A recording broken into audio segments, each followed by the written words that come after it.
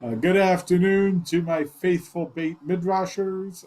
Good to have you here and good to be learning together.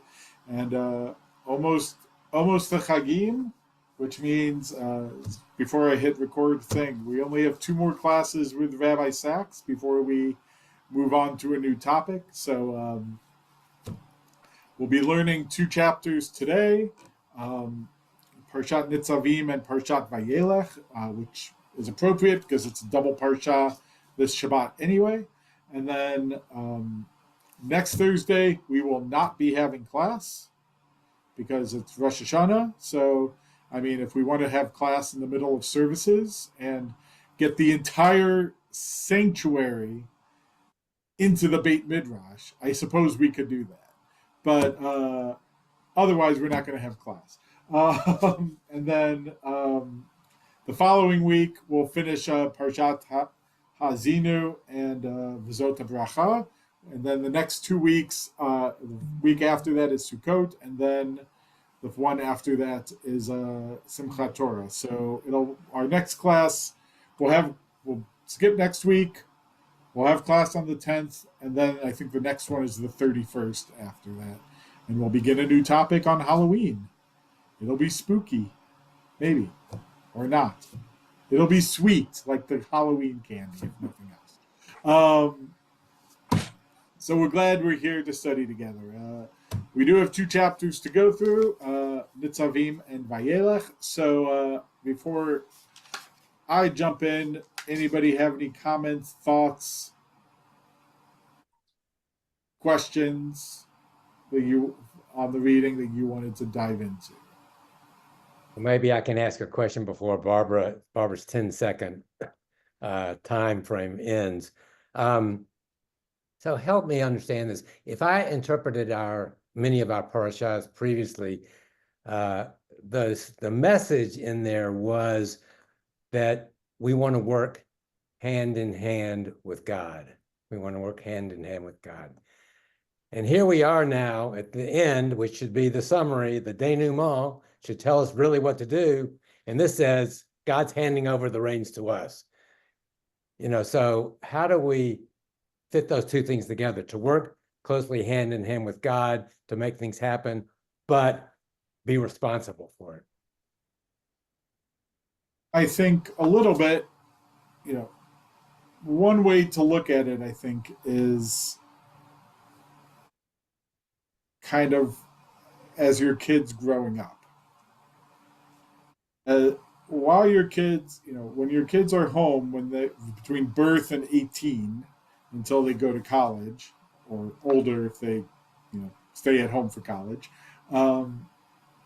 you're trying to teach them the lessons and the values, the life lessons, the things that they will need to know to live productive, meaningful lives on their own as they get older.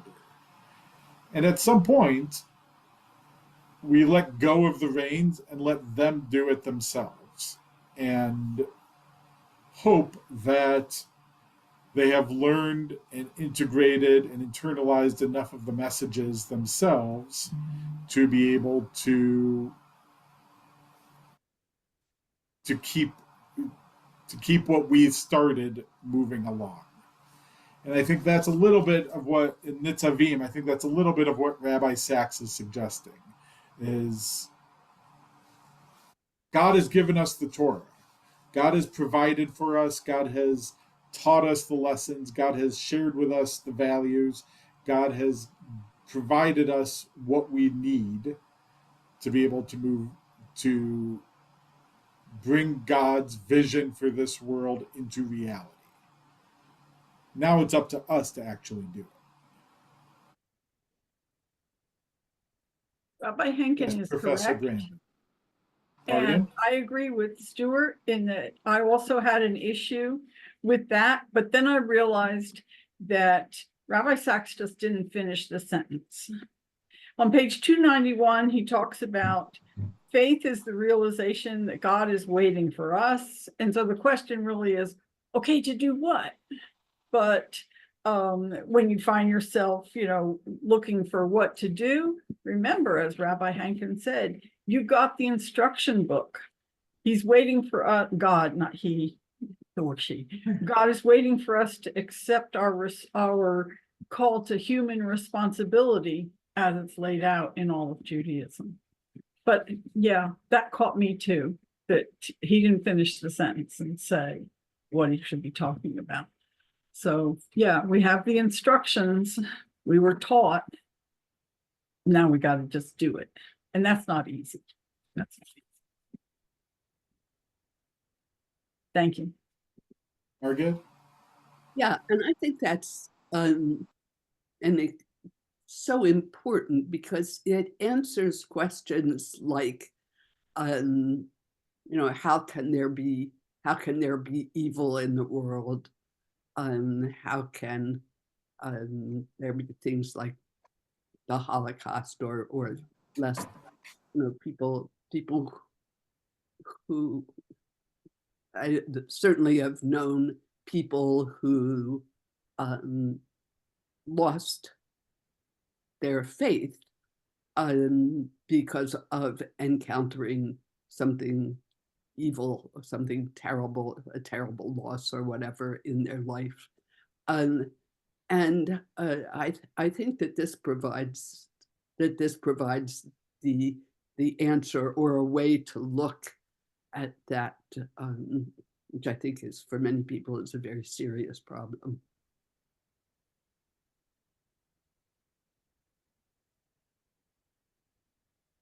So in that sense, how are you answering these atrocities that you're naming?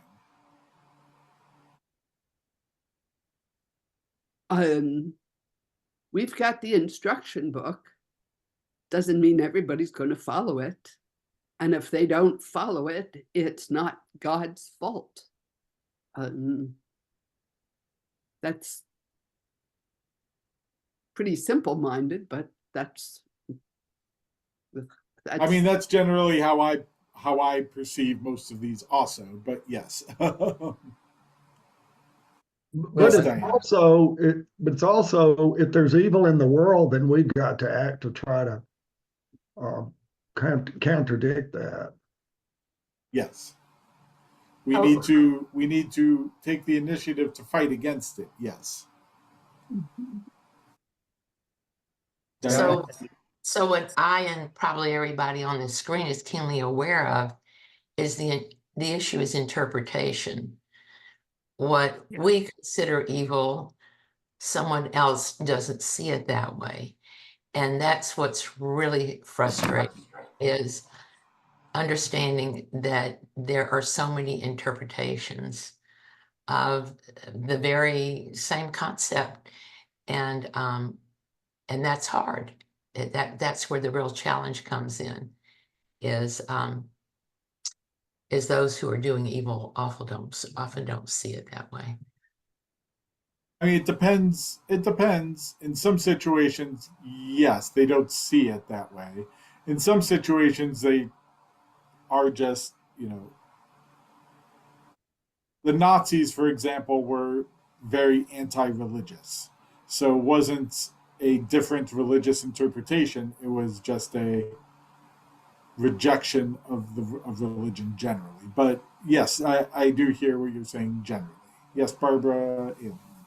I had the same thought as Diane, and in a little different way, which is, it sounds really great. Let's just follow the rule book and everything is great. So, but it's just not that black and white, not only because people interpret it differently, but also because there are competing priorities. So, if you have to choose between this good, and by doing one, you're hurting the other, it's just, as we all know, it's not black and white like we'd like it to be. It's very complicated. So that's where our own personal priorities and what's important to us comes into play. So it's not just that some people are interpreting it. Well, I mean, it's sort of an interpretation, but it's more of a priority kind of thing where it's not always clear cut that there's a good path and a bad path. Yes. So, look, other comments before I try to respond. Oh. Yes, Lisa. So, well, the thing that I guess struck me, because it just related to me, and this is a really minor issue, but I had hosted this baby shower for a friend of my daughter's back in June, and it took like a fair amount of work, like for a weekend, to like get it together and do it. And anyway, and the young woman has since gone on to get married and go on a honeymoon, and I have yet to hear a thank you from her. And I don't know why, it's just really irritated me. And when I read this, I thought, I don't need to be, I guess I don't need to be waiting for her to thank me. Maybe I just need to reach out to her. And I don't know if I thank her or just congratulate her on her wedding and hope she had a good honeymoon, and reach out to her instead of, waiting. And that's kind of what spoke to me. Mm. Glad it spoke to you. That's a good thing. Unlike, Andy, you were going to say something? Well, I remember reading in a book about Eisenhower during World War II, commenting that generals don't get to make decisions between good and bad. They make decisions between bad and bad, and it's the least bad that gets their attention when they're making this decision. And I think that's often the case in life. We're not always making decisions between good and evil. What's the least of this? So, what I want to say is a couple things. Is to Diane's first point, yes, there are different interpretations and different ways you can read this. And the advice that I always share, that I always think of, that is what Rabbi Brad Artson used to tell us in rabbinical school, is if you believe the Torah, if you believe that God is good, and you believe that the Torah was given to us with love and with chesed and with kindness, and that it's a gift of kindness to us, then necessarily you have to interpret it with kindness, in a way that's kind. And as he would say, if you are teaching a Torah that is not of chesed and of kindness, then you're not teaching Torah. So, yes, there are lots of ways you can interpret the Torah. And if you're using Torah and religion as a tool of oppression or violence, or to inflict upon others, then you're not really teaching the Torah that God gave us. Doesn't mean you can't interpret it that way. It just means that's not the Torah that God wants us to be interpreting.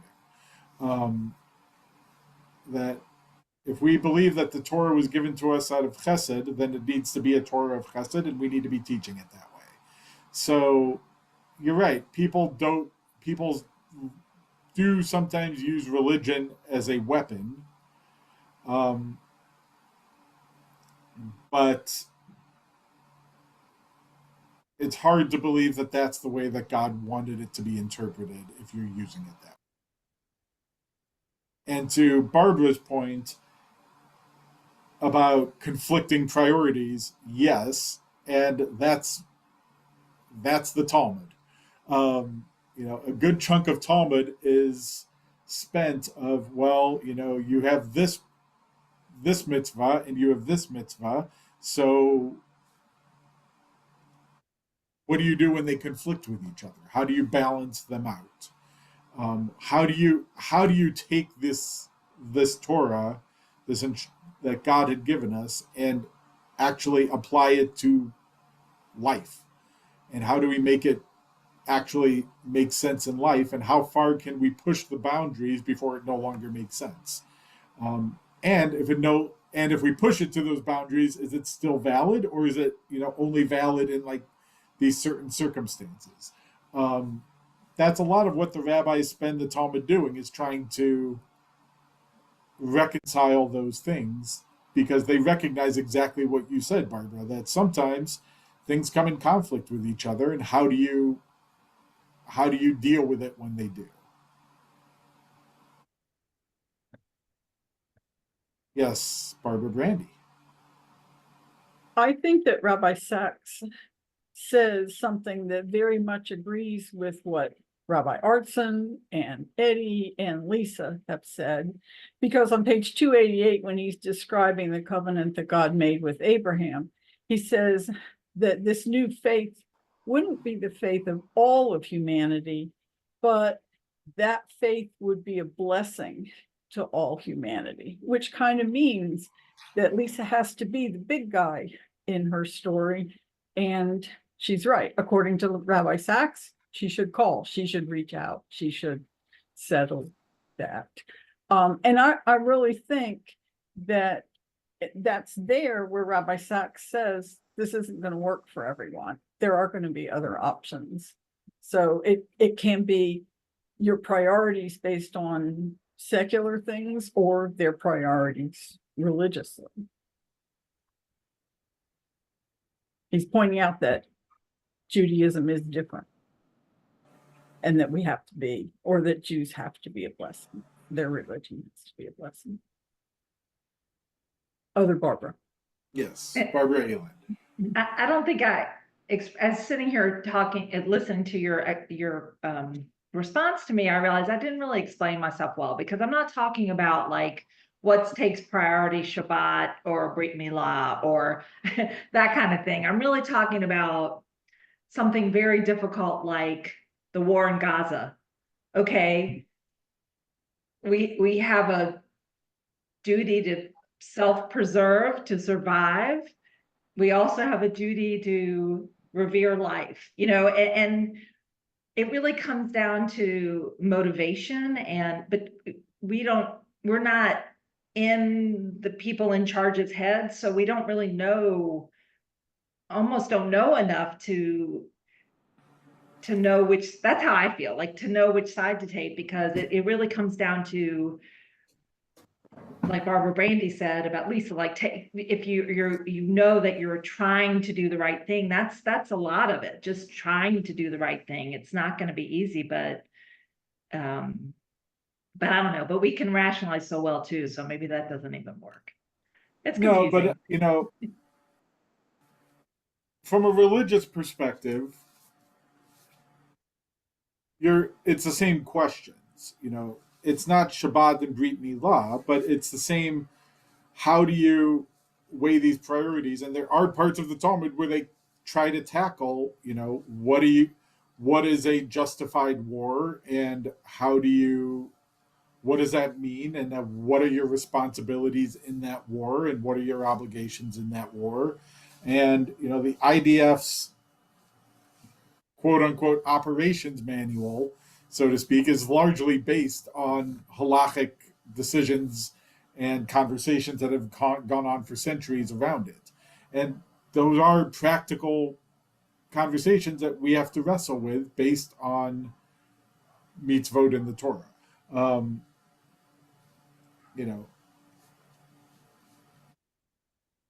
It's a difficult challenge, and sometimes it's a near impossible challenge of what we're trying to deal with,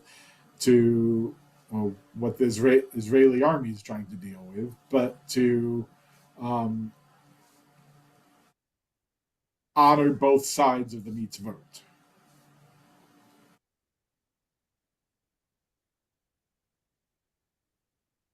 I thought I saw somebody else's hand before us after, but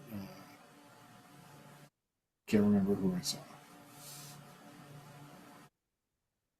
I might ask one question. When it says in the Shema, you're supposed to teach your children, right? It doesn't I mean, in that, in the Shema, it doesn't specifically tell you what you're supposed to, how you're supposed to teach your children. So, is it enough just to be a good example for your children? You know, you're on the board of the temple, you write checks to invest in Israel bonds, et cetera, and your children see that, and your grandchildren see that? Or do you have to sit down and give them a lecture on why I did this and what's important, et cetera? So how do you do that in your family, Rabbi? Here you are, the great lecturer. I mean, how do you find the balance of how you're supposed to teach your children? I'll ask, how often have lectures to your children actually worked? Not often, especially the grandchildren. Grandchildren, yeah. I figure the grandchildren, you might have better luck with the lectures, but yes. Look, I think leading by example and publicizing, or maybe not publicizing, but no, letting your kids know what you're doing and is worthwhile. And if that way, if they ask, why are you doing this, you can explain it to them. Kind of like the Passover method. You do things on Passover to try to get them to ask, why are we doing this, so that you can then explain it to them. So there is a level of setting an example and demonstrating what it looks like that is important. You don't need to lecture them on to do it themselves, but you can, when you get the certificate from Israel Bonds, you can, put it up and show them that you did it, so that they know that that's something that you do. And if they want it that way, they also know if they want to ask you about it, it's there for them to ask about it. Margaret? Yeah, I don't think you always have to wait for the questions, although that's great. But, I think it's, often when you do something, if you say why you're doing it without making a lecture of it, but then it seems to me that as many ways as you can get into the head, through the eyes, through the ears, through the nose, through the mouth, whatever way as many channels as you can use, you should use. Stuart, I really think that modeling behavior is a great way to go, because there are different ways to model. If your children see you writing a check to the foundation or the federation or something like that, do they really know that that's not the same check you're writing to the gas company or for the lights? And I just want to relate one example where modeling had such unexpected results. I've always been involved in sisterhood. I've always loved to bake in the kitchen, love to do this with sisterhood, love to do that with sisterhood. My youngest is not a member of sisterhood, but at his shul in Kansas, he's running the Blintz bake sale this year. Now, is that modeling or not?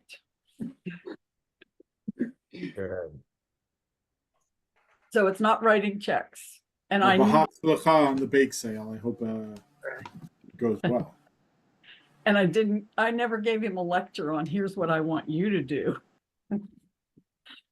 That probably would not have worked. But your blintzes tasted good. Absolutely. My family loves blintzes. No, well, but he's also looking, anyone want to mail their baked goods to Kansas. The shul is doing the blintzes, and he's running the come bake pie, come bake cake, make mandel bread, etc. The stuff to sell, which is just amazing to me. Lisa? So I guess I have a question about conservative Judaism, because it's funny, my granddaughter the other day was asking me the difference between Reform, conservative, and Orthodox, and Chabad. And I was trying to give her very simplistic answers, but I found conservative Judaism is a little trickier because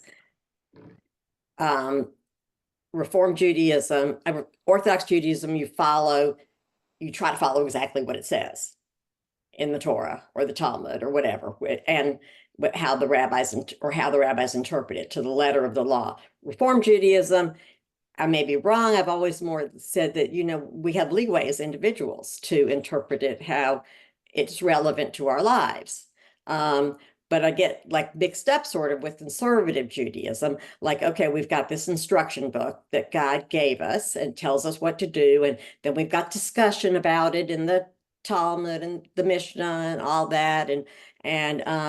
But still, there's things, there's modern things. And then I know in conservative Judaism, we've got like some head rabbis that sometimes, tell you like, who you're allowed to marry or things like that. But I mean, how much leeway do we have as individuals in conservative Judaism to interpret the way we think the Torah reads and how it's relevant to modern day life? So I'll say two things. I think one, the way that I usually like to distinguish between the denominations is the question is really, what does it mean to be what does it mean to have a covenant with God? And I think that's really the core of where the denominations differ. Mm-hmm. So Orthodox believe that the covenant has been laid out and declared from Moses all the way down, and we have an outline of the covenant throughout the generations, and that covenant is exactly as it's supposed to be and was always intended to be, down to where we are now. And that's, in some sense, that covenant came directly from Moses at that moment, but that the covenant has never really shifted or evolved. The covenant is just permanently there, and that the terms are the terms and they're unwavering. Reform, I think, interprets it that being a member of the covenant isn't about the rituals, it's about the ethical core. And that if the ethical core is intact, then, and you follow the ethics and the morals of what the Torah is trying to teach, then that's what it means to be a member of the covenant. Mm-hmm. Conservative is rightfully kind of confusing in that sense, because it says a little bit both are true.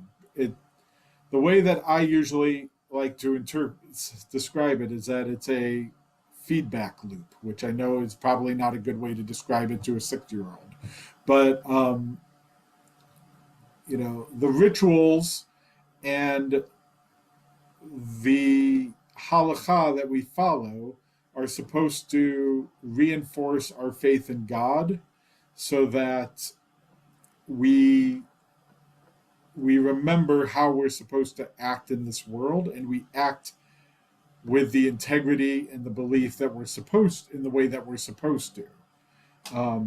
That the rituals reinforce our faith, and our faith then reminds us of the way that the mitzvot and the way that we're supposed to act in this world. And as we act with that faith and that integrity, that reinforces our faith back in the loop again. Now, to your question about personal choice, the conservative movement essentially puts the power of decision making into the local rabbi. Okay. and says, the local rabbi is the halachic decision maker for that community. Reform does have a much stronger sense of personal choice, and the Orthodox have a much stronger sense of everybody should be doing this the same way. Conservative does have some acknowledgement that what might work for a community in Atlanta or in Manhattan or in Los Angeles might not work in Birmingham. And so they leave it to the discretion of the rabbi to make the halachic decisions that are best for that rabbi's particular community. So it's not as much of a personal choice, it's more of a communal choice with the rabbi kind of helping guide the legal decision making for the community. Does that answer your question? Yeah. So I mean, but like that would mean that you're sort of the decision maker or the guider. Won't say the decision maker, I'm the guider for our community, but also like for our, like if we, like when we have issues in our personal lives about, when we're trying to follow the instruction book, that you would be our guide. That's at least how conservative movement is structured, yes. Mm-hmm. Margit? I think it seems to me that there's another factor that goes in here, and maybe I could be completely wrong about this, but it seems to me that there is the cultural factor, and that being a member of either the Orthodox or the conservative movements reinforces the culture somewhat more strongly than the Reform movement does, or at least having participated in 3 different kinds of synagogues. That's been my impression. Maybe that's just a happenstance of the ones that I've participated. I mean,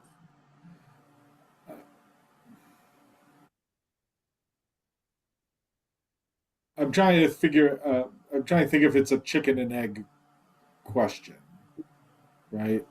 Like, is the culture a representative of the denomination because of the ethics of the denomination, or does the denomination determine the culture?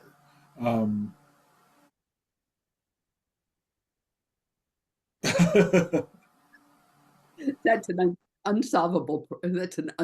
Chicken and egg is always unsolvable. So yes. We'll leave it there. Though I did see somebody, I think, put out like I ordered a chicken and an egg from Amazon. I'll let you know the answer soon. Diane? So I've had this question for a while, and I'm really glad that you brought it up, Lisa. The last time I heard this discussed was in the last year or so, when the rabbi at Park Avenue Synagogue talked about the conservative movement stand on a conservative rabbi officiating at an intermarriage between a Jewish person and one who is not Jewish. And maybe I'm not understanding what you're teaching this morning. Are you saying that it is up to the local rabbi, conservative rabbi, to make that decision? Not on that issue. So the conservative movement has, interestingly enough, has 3 standards of rabbinic practice that all members of the rabbinical assembly are bound by. 2 of the 3 have to do with intermarriage. The third one, by the way, is any conversion students that you convert have to go through Hatafat Dam Brit Milah, and mikvah. That's the third one. So there are a couple of standards that we have to follow as members of the rabbinical assembly. So that's not a choice that's in my hands necessarily, unless I were to resign from the rabbinical assembly in order to do that. Okay.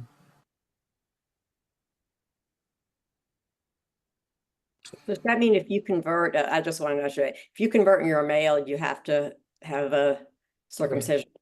You have to have either a circumcision or a symbolic circumcision if you are already circumcised, called hatafat dam brit, in which they extract a drop of blood from the penis, and mikvah for all converts. That's kind of that's one of the standards of practice. So,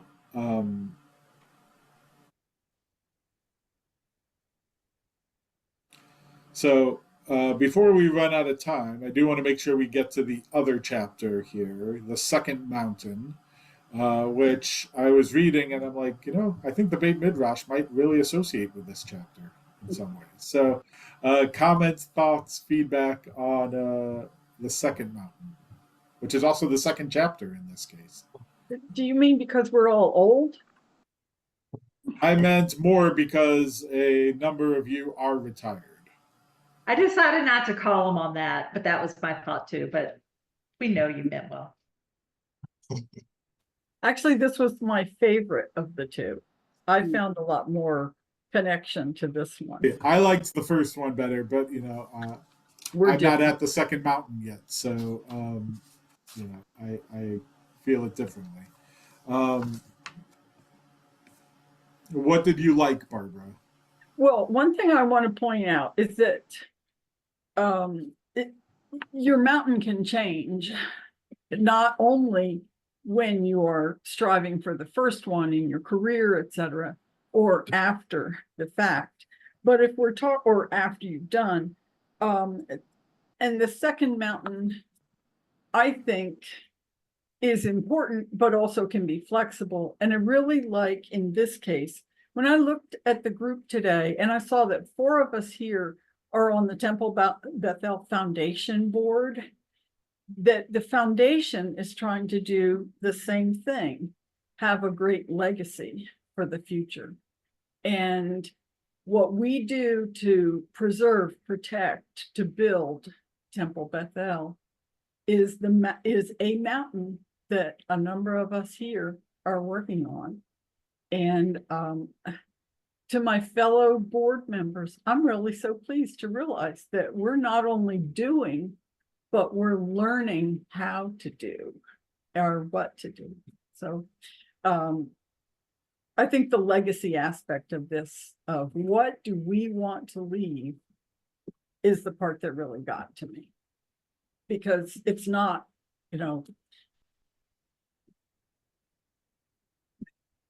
it's so diverse what we want to leave, but a legacy of kindness is one of the best. Thank you for assigning this chapter. I did feel like his description, while it meant something to me, I do think it's a little stark. Like, here we're striving, here we're doing good. And I don't know if this is a male-female difference or just not everybody's the same, but it's to me, it's not that separated. I mean, there was plenty of trying to do good in the working time, and there's plenty of trying to get things done. I just think there's more overlap than I think I had that thought too. It's like, not everybody is just going for success and fame when they're climbing the first mountain. And that's not to say that, in an ideal world, you want to enjoy whatever you're doing in that first mountain anyway. So hopefully it's providing you with a measure of self-worth.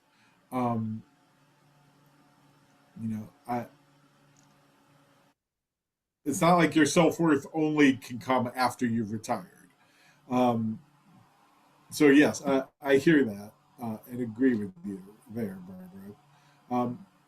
But I do think there is a level talking to people is of anxiety as they're approaching retirement, of what is this next chapter going to do? What will my life be? What will my life look like if I'm not doing what I've been doing for X number of years, whatever that was.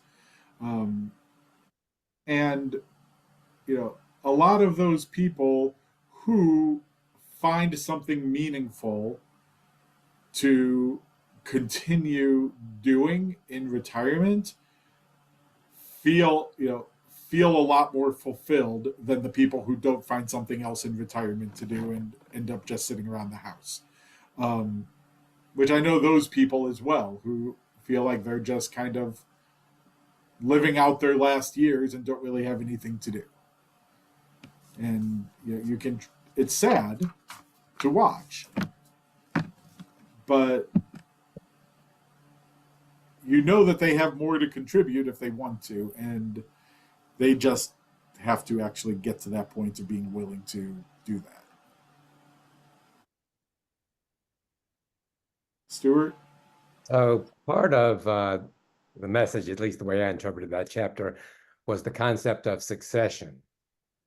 You can be in a business, you can get to the end of your working career, and then if you're doing a good job, I think you should have a succession plan for your job, for the business, for what the business is doing in the community.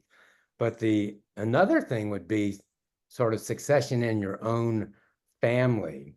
So I think, as most people know, the Royal Freeman Rubenstein family, there was Mickey Rubenstein, Carl Freeman, my mother, Elaine Royal, and her husband, Arnold Royal, and the other spouses. And they were hugely involved in the community, and especially at Temple Bethel. So then they get older, and you begin to face what is going to happen when these people are not going to be here. And that's a different kind of succession plan. I know others on this call have bigger families, and I just think it's an important thought to see how you're going to do a door-to-door transition, your family leadership, and keep it involved.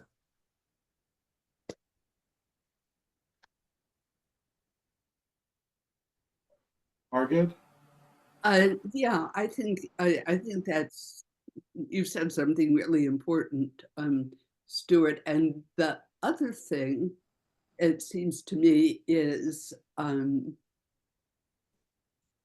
that it is not always easy to to see the next, to realize that you have to take a step back, and that you're not running the show anymore, but that you have to have a plan or at least a mindset, because if you don't have a mindset for it, it's going to hit you over the head anyhow. Or moving that on to other people. Barbara? With respect to both Margaret and Stuart's comments, one of the things that comes to me is that, yes, you can pass on the legacy of doing, but it isn't always in the same geographic location. And I think of that specifically when in the Royal Rubenstein Friedman connection, the next generations don't necessarily all live here and are not able then to do the same kind of support to our institutions here in Birmingham. And so that's where it becomes your friend family. And Lisa's an example of that. Mickey and Lisa were involved in doing a project, and Lisa carries on as the friend offspring. So I think that's one thing that we have to adjust to, is that we need to think of succession for certain projects. Who's going to do this? Who's going to be this after me? Who's going to do that? And that's a tough thing to work on, because geographically our families don't stay around as much as they used to. I don't expect Yoni to come back and run a bake sale for Bethel. No, you know, I think what all of you are saying is important and valid. You know, there's a great midrash where Moses hands over. You know, Moses has handed over the leadership to Joshua, and Joshua goes into the tent of meeting for the first time on his own. And, you know, the cloud of glory descends on the tent of meeting so Joshua can talk to God. And Moses is standing outside, and Joshua comes out of the tent of meeting and Moses runs up to him and goes, "So what did God say? Like, what'd you guys talk about? What'd God say?" And Joshua looks at him and goes, "Did you tell me what God said when you went in there? It's between us now. It's not you." You know, that succession is important to do, and it can be really hard and really painful when it's not done the way that you used to do it, and it's hard to let go of when even if you're not the best person to do it anymore, even if you can't do it the way you used to do it, and it's still hard to let go of. But you hope, even if you train somebody to do it, even if they're not doing it here or doing it where you did it, God willing, they're doing it somewhere that, and strengthening and doing good things somewhere, that wherever it may be. Diane? Okay, so I think I might be the eldest or close to it. So I just want to say this about that. Rabbi, it may be hard in one sense, but honestly, because I've been through it, it is a relief when you can do it and you know it's going to be taken care of in a proper manner. There is more than one way to do things. And by the time we get to the age where we're passing it on, we all have enough experience to know that it doesn't always have to be just the way we've done it. So that's a perspective question. And that's, you know, that perhaps is the best perspective of it. You know, you brought up, this kind of started talking about Mickey Rubinstein, and I remember talking with the family after she had passed, Aleha Shalom, that you know, they said, you know, she wouldn't tell you what you were doing was wrong. She'd say, "It's not the way I would do it, but, you know, okay." Right? And, you know, that's a really amazing perspective to be able to take, to say, you know what, this isn't the way I would do it, but you know what, it's yours now, do it. And I think that's a healthy way to look at succession. It's not the way, I think Margaret's point is that's not the way everybody looks at succession. If you can let go of it in that way, it's great. It's just, and you know, it's probably healthy for you and for your successor, and you know, it's probably healthy for you and Noah that, you know, you're like, sure, not the way I'd do it, but go for it. And you know, you'll feel some relief that it's not your burden anymore, and you can carry other burdens. But not everybody has that perspective either. And I would add that it's not just healthy for, I think it's so crucial, and it's not just healthy for the person passing it on. It's also very healthy for the person getting it, but it's also better for society because that's why we have new people coming up all the time. So we get new ideas and trying things that maybe will work better, because if we just keep doing the same thing over and over, we're not going to get anywhere. So I think looking at it as an opportunity for the world to improve is important. I'll tell you this quick little story. So Mickey Rubenstein, who had plenty of opportunity in her family to face difficult decisions, and she would respond, I think, like the rabbi did. My mother, who was beloved in the community, great person. One of my sisters was once in the car. They were driving. My mother was driving around, and she said, "You know, Mom, I've got to tell you something difficult."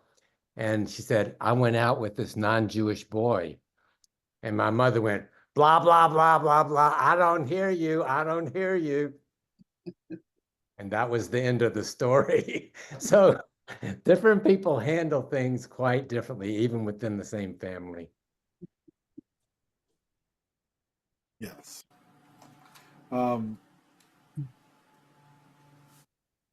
What I do appreciate about his perspective is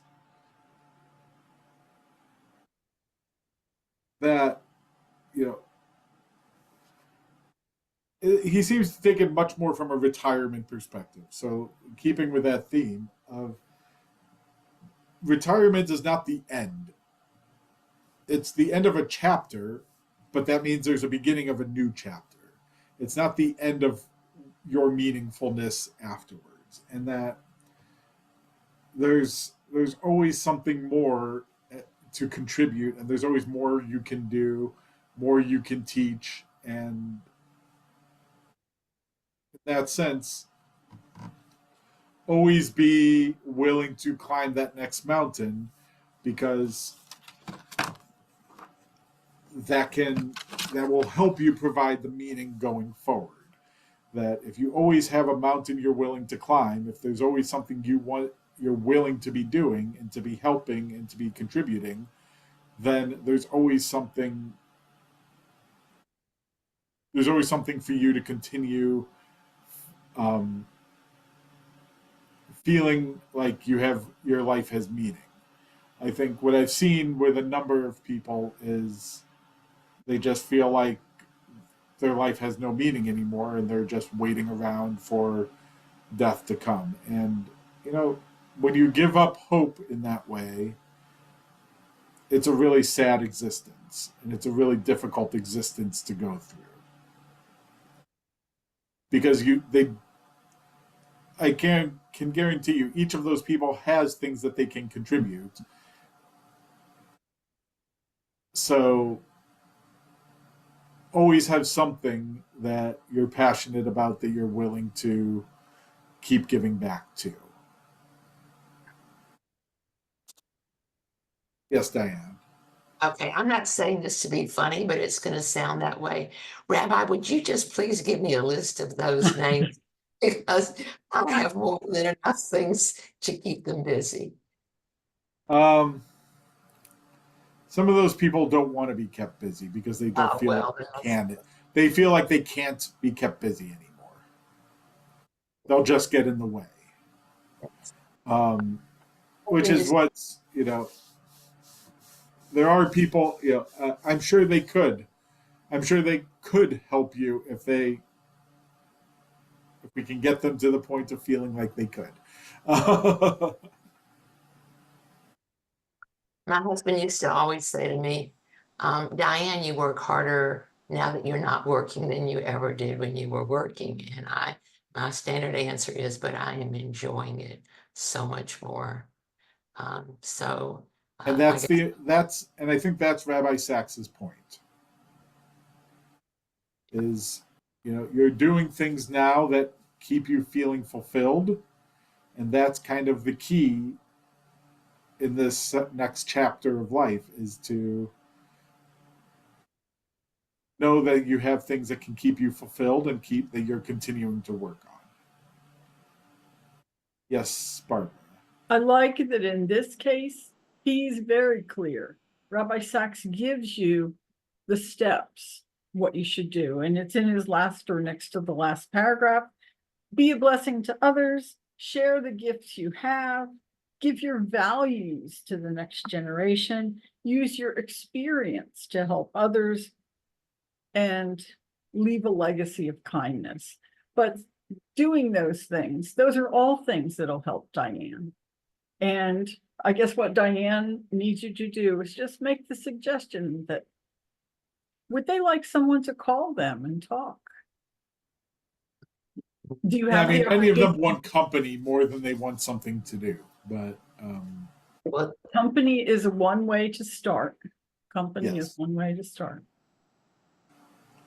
yes. I'm not suggesting all of these people are in Birmingham either, but yes, pointing that out. The ones that are in Birmingham, I can work on with you. Well, I have to go, but I would like to wish Lashana Tova to everyone. Happy New Year. Look forward to seeing you next week in synagogue and look forward to the next year of Beit Midrash. Yes, Shana Tova, everyone. Remember, no class next week, but do send me any study ideas if you have not already. And if you have, you can send me another one. That's cool too. I will send an email out next Tuesday, reminding you guys that there's no class on Thursday, but also with a list of ideas so that you can start voting on what you guys would like to learn after the Chagim. So, Shabbat Shalom, Shana Tova, and Shana Tova. look, I hope to see y'all in synagogue and to look forward to learning together in the new year. Shabbat shalom. Shana tova. Be well, everyone.